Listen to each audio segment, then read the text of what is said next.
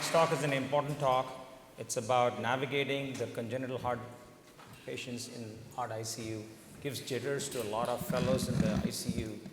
And we have Dr. Hardin to give this talk. Thank you very much.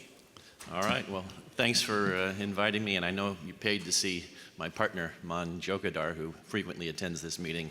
But those of you in the Rochester Mayo Clinic campus are getting a good guy. He's busy getting ready to relocate.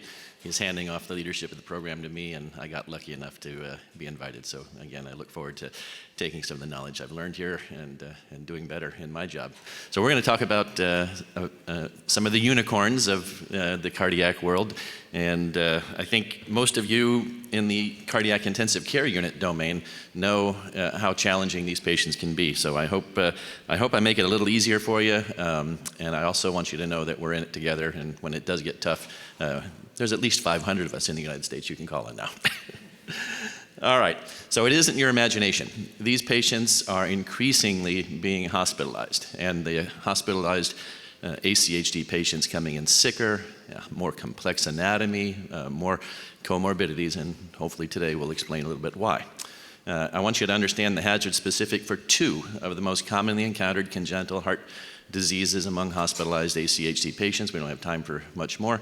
And then some of the key similarities and differences that you'll be seeing in the care provided to ACHD patients with heart failure and arrhythmias as compared to adults without congenital heart disease. So, kids say the weirdest things.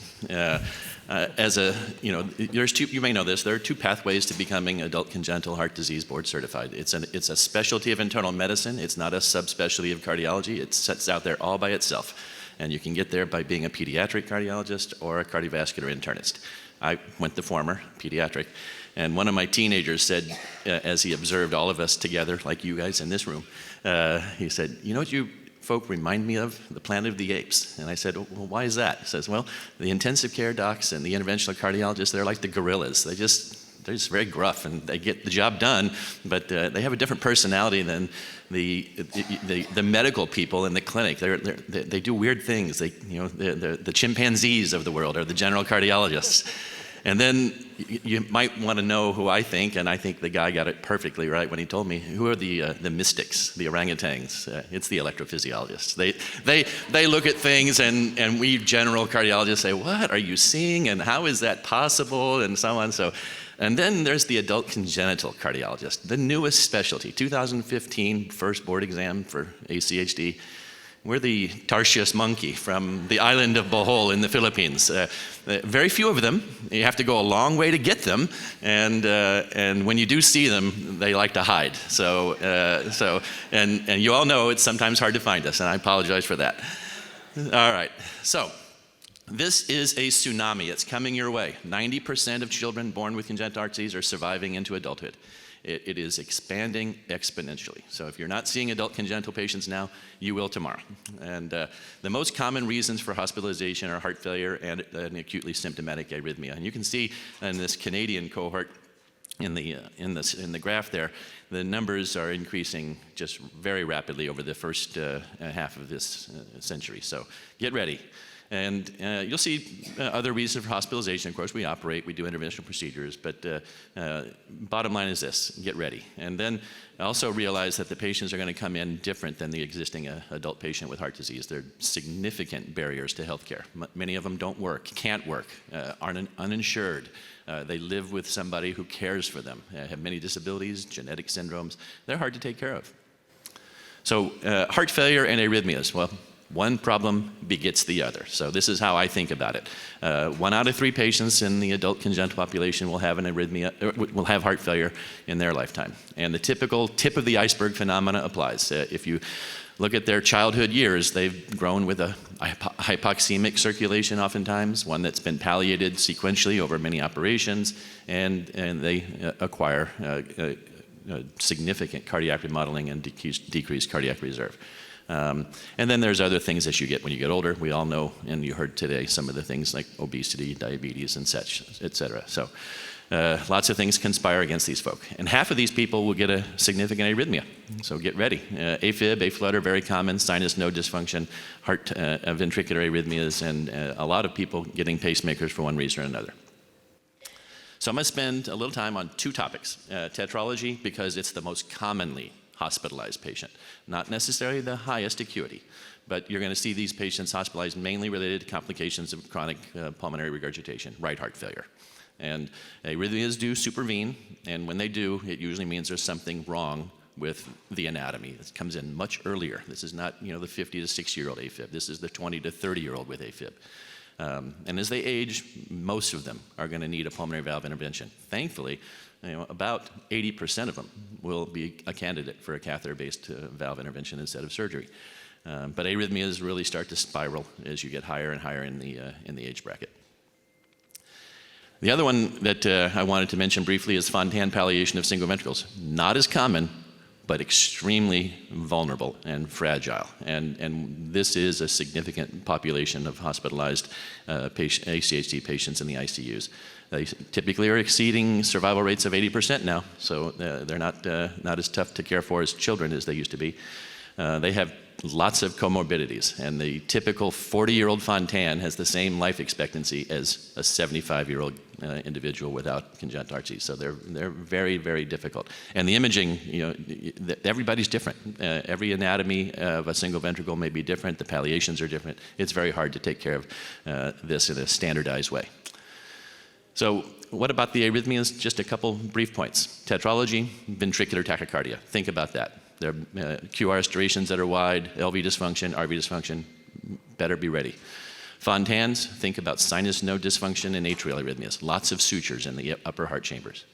Epstein, ventricular preexcitation, lots of patients with Epstein's have multiple accessory pathways, very high risk for sudden death if they have that. The mustard or Senning operation, the atrial switch, not the arterial switch, but the atrial switch, very high risk for sudden death. And Eisenmenger syndrome, fortunately pretty rare. So I think what I'm going to say at the end here is that you're going to be inundated, and I think a lot of us need more people interested in our field. Train more adult congenital cardiologists. Heart failure phenotypes vary, and the arrhythmia management has to look at the anatomic structural vulnerabilities that predisposed.